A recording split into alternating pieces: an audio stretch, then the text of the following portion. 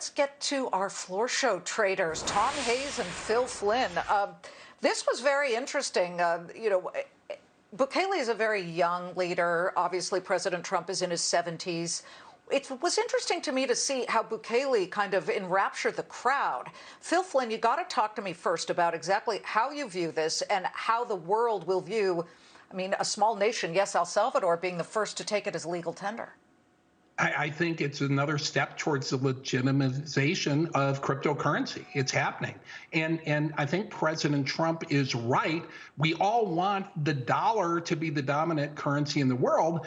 But if you want that to happen, you better start moving with the times, right? Right now we have to move the United States towards a digital currency. And I think the Federal Reserve is already talking about that. They're already making plans to do this because that is the future. They are. So I think that what's happening here is that this is the first salvo. And it's not going to be the first country that does this. You're going to see a lot of central banks around the globe get into it because it's like infrastructure, right? Our infrastructure is old.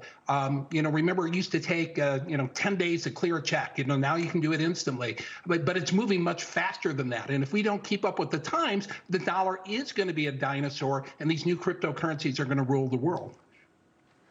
Well, Tom, when you look at what Warren Buffett told Fox Business just a few years ago, 2015, he and Charlie Munger was first to call it rat poison, and then Buffett the next year told me it's now expensive rat poison because it had gone up in price to, well, back then $3,000, but at $35,000 plus at the moment. Phil is right. You have big nonprofit organizations testing the viability of Federal Reserves and central banks putting together their own digital currencies. China has already done a digital yuan. Who knows who else? Singapore is working on it. So, we don't want to be left in the dust for evolution, right?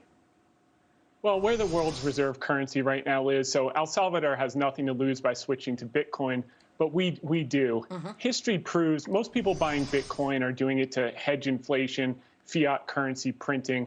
But Warren Buffett said that, if you had panicked about the 40,000% increase in our national debt over the last 77 years, you would have lost a tremendous amount of money because you would have bought gold. Let's say you bought $10,000 of gold in 1942 to hedge inflation versus $10,000 of the S&P 500. You would have lost $50 million. The 10,000 of gold became 400,000. The 10,000 of the S&P 500 became 51 million. So in the short term, these non-productive speculative assets, they can do anything. But in the long term, if you want to hedge inflation and money printing, you want to own productive assets with yield. And for my money, you want to own the S&P 500. That's the way to hedge inflation.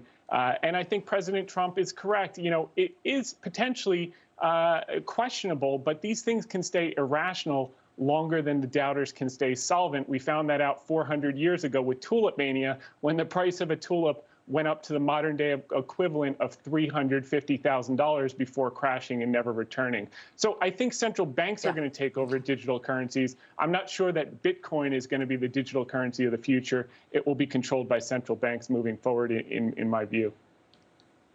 Well, notwithstanding the Dow's fall right now, it's up 28% over the past year, and the NASDAQ is up 40+%. So, again, equities at the moment seem to be very much a place to be. Tom, Phil, thank you.